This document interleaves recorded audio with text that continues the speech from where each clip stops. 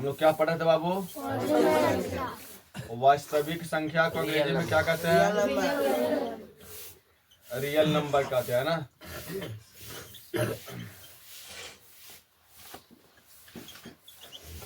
इसमें हम लोग मुख्य तौर पर कौन सी संख्या पढ़ रहे थे? परिमेय संख्या। परिमेय संख्या का हमने कई सारा गुणधर्मों को भी बताया कि परिमेय संख्या जो है, ऐसा परिमेय संख्या को क्या कहते हैं अंग्रेजी में? Rational number. क्या कहते बाबू? Rational number. इसका डिफिनेशन सबको पता है ना? परिमेय संख्या किसे कहते हैं? वैसी संख्या जो P बटा Q के रूप में हो, जहाँ क्या है P एवं Q जो है पूर्णांक है बाबू। क्या होता है? एक पूर्णांक होता है और Q 0 के बराबर नहीं होता है ना। तो ये है परिमेय संख्या जो इस फॉर्म में रहेगा, इस रूप में रहेगा। इसका कई हम गुणधर्म बताएं और अंत में हमने बताया था, एक बताइएगा कि अगर हम दो परिमेय संख्या को जोड़ते हैं तो क्या आता है? परिमेय संख्या। सबको पता है ना कि अगर हम दो परिमेय संख्या को जोड़ेंगे तो क्या आएगा? जैसे P बटा Q प्लस अगर हम R बटा S अगर हम जोड़ेंगे तो क्या आएगा? M बटा N, यानी अगला परिमेय आएगा। तो दो परिमेय संख्या को जोड़ते क्या आता है? परिमेय संख्या होता है। दो परिमेय संख्या को अगर घटाएंगे तो क्या आएगा? परिमेय संख्या आएगा।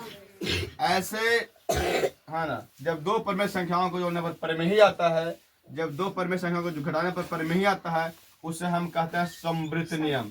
क्या कहते हैं? समवृत्त नियम। या हम समवरक नियम कहते हैं इसे। क्या कहते हैं? समवरक नियम। क्लास 8 में समवृत्त कहता है और क्लास 9 में समवरक नियम कहता है। ठीक है। जब दो परिमेय को जोड़ने पर परिमेय ही आए, है ना, और जब दो परिमेय घटाने पर कहता है परिमेय ही आता है, इसे हम कहते हैं समवरक नियम या समवृत्त नियम। ठीक है। अगला हम बताए थे बाबू कि क्रम विनिमय नियम। कहा कि अगर दो परिमेय संख्याओं को क्रम बदल कर कीजिएगा, जैसे P बटा Q प्लस R बटा S कीजिएगा तो वही मान आएगा। यानी R बटा S में अगर P बटा Q को जोड़िएगा तो भी, मतलब परिमेय संख्या को अगर क्रम बदल करके भी अगर जोड़िएगा तो मान वही आएगा। इसे हम कहते हैं कुछ क्रम विनिमय नियम। क्या कहते हैं? क्रम विनिमय नियम। क्रम विनिमय नियम। ठीक है बाबू। अगला हम कहते हैं तीन परिमेय संख्याओं के लिए सहचर्य नियम। हमने बताया था कि अगर कोई परिमेय संख्या है यानी P बटा Q, है ना, इस परिमेय संख्या को अगर इस तरह से हम R बटा S प्लस M बटा N को ही परिमेय ले लेते हैं, इस तरह से करेंगे। या फिर अगर हम इसमें P बटा Q में और R बटा S को पहले जोड़ेंगे या बाद में हम जोड़ेंगे M बटा N तो भी वही मान आएगा, है ना। या फिर P बटा Q प्लस R बटा S प्लस M बटा N भी करेंगे तो मान वही आएगा। मतलब इसको छोड़ के पहले इन दोनों को जोड़ेंगे, बाद में इसको जोड़ेंगे तो भी मान वही आएगा। जो पहले इन दोनों को जोड़ने के बाद फिर बाद में इसको जोड़ेंगे तो भी मान वही आएगा। और इस तरह से P बटा Q प्लस R बटा S प्लस M बटा N भी रहेगा तो मान यही आएगा। हम इसे कहते हैं सहचर्य नियम। क्या कहते हैं? सहचर्य नियम कहते हैं। इसके अलावा हमने कहा था कि योज्य तत्समक, है ना, योज्य तत्समक हम बताए थे। योज्य तत्समक क्या है बाबू? हमने कहा कि किसी भी परिमेय संख्या में अगर 0 को जोड़िएगा तो क्या आएगा? वही परिमेय आएगा। जैसे अगर कोई P बटा Q परिमेय है बाबू और इसमें आप 0 को जोड़े तो क्या आएगा? P बटा Q ही आएगा। अर्थात 0 जो है वह योज्य तत्समक है। क्या है? योज्य तत्समक। तो योज्य तत्समक किसे कहते हैं? 0 को।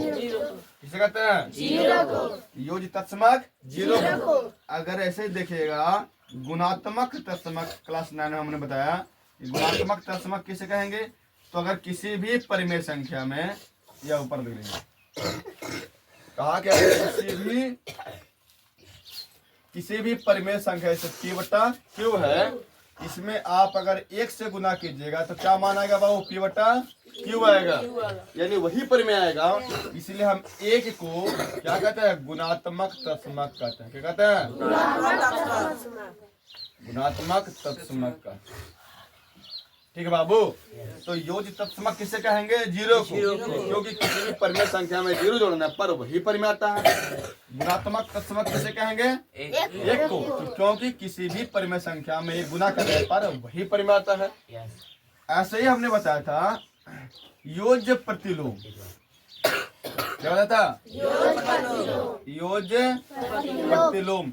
योज्य प्रतिलोम क्या है कि अगर किसी भी परिमेय संख्या में, या कोई परिमेय संख्या हमने लिया, या कोई परिमेय संख्या हमने सपोज अगर p ले लिया, इस p परिमेय संख्या में अगर इसका माइनस चिन्ह से, जैसे प्लस में p है, इसको अगर हम माइनस p को अगर हम इसको ऐड करेंगे, मतलब चिन्ह बदल करके विपरीत चिन्ह करके जोड़ेंगे, तो इसका मान आ जाएगा जीरो।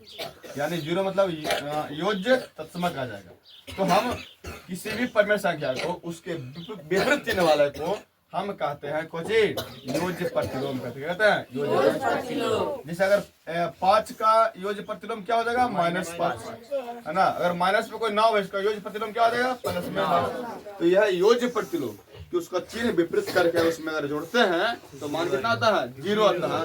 इसलिए किसी भी परिमेय संख्या को विपरीत चिन्ह वाले को हम कहते हैं योज्य प्रतिलोम, है ना। इसी प्रकार से एक और हमने कहा था कि गुणात्मक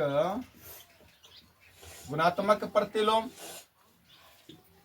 क्या है बाबू? गुणात्मक प्रतिलोम किसी भी परिमेय संख्या में अगर, जैसे परिमेय संख्या हमने पी लिया, इसको विपरीत करके गुना करने पर 1/p के गुना करोगे तो क्या मान आएगा? 1 मान आ जाएगा, है ना। यानी गुणात्मक तत्समक आ जाएगा। तो ये जो है किसी भी परिमेय संख्या को जो विलोम परिमेय रहेगा, विलोम संख्या रहेगा, उसी को हम कहते हैं कुछ गुणात्मक प्रतिलोम। जब p में हम अगर 1/p से गुना किया क्या आया? 1, तो गुणात्मक प्रतिलोम 1/p हो जाएगा। यानी अगर हम एग्जाम्पल लें तो कहा 5 का क्या होगा गुणात्मक प्रतिलोम? तो 1/5 हो जाएगा, है ना। अगर कहा कि 6 का क्या होगा? तो 1/6 हो जाएगा, है ना। ये हो जाएगा गुणात्मक प्रतिलोम, ठीक है। अगर कोई पहले से दिया हुआ है कि 2/3, इसका क्या होगा गुणात्मक प्रतिलोम? 3/2 हो जाएगा। उल्टा कर दो, 3/2, विलोम कर दो, उल्टा कर दो, पलट दो उसको संख्या को, तो क्या हो जाएगा? गुणात्मक प्रतिलोम हो जाएगा। ये सब जो है परिमेय संख्याओं के गुणधर्म को आपको समझ के रखना है ना। ये सब गुणधर्म हम इसको आज आगे बढ़ते हैं। सबको पता है ना? सबको हमने बताया है क्लास 8 में भी और क्लास 9 में भी। यही परिमेय संख्याओं के गुणधर्म हमने पढ़ाया, ठीक है। आगे बढ़ते हैं।